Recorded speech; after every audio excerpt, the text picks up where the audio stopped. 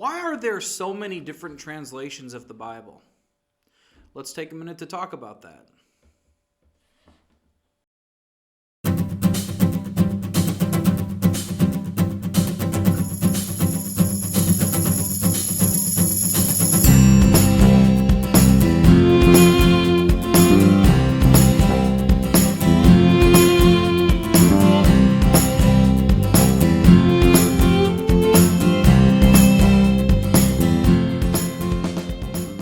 Welcome back, ladies and gentlemen, to Minute Message Ministry.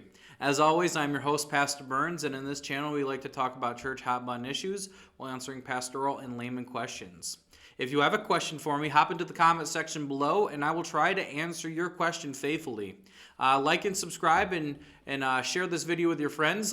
My views say that 90% of you aren't even subscribed, so subscribe and it helps out the channel. Our question today is, why are there so many translations of the Bible? In fact, the Bible is translated into 700 different languages and has over 450 different English translations. But that all started with one. In the early 1500s, William Tyndale was a scholar and a linguist.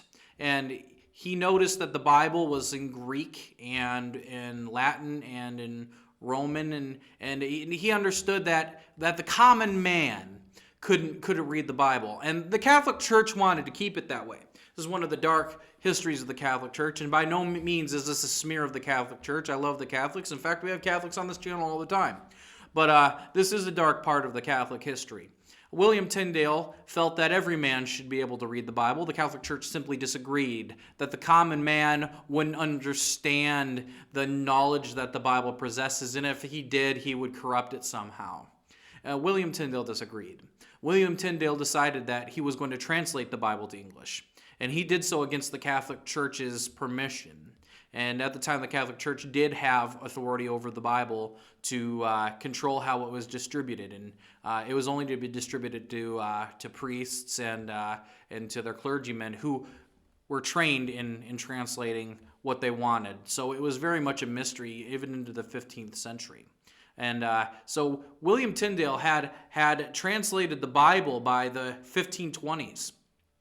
And when the Catholic Church got wind of this, they would burn his English copies of the Bible so often, and they hunted him down, and he was a wanted man for so long. And one day William Tyndale was betrayed by a friend and was arrested by the Catholic Church, and whenever he was being questioned by the Pope, he pointed the finger at the Pope and he said, "I will make sure that the plowboy, that the boy behind the plow, the peasant behind the plow, knows more about the Bible than you."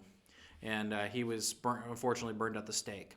But through his results and his efforts, we now have an English translation of the Bible. Not the English translation, but the first Bible translated in English. And from there, it sprouted its wings and flew into different translations.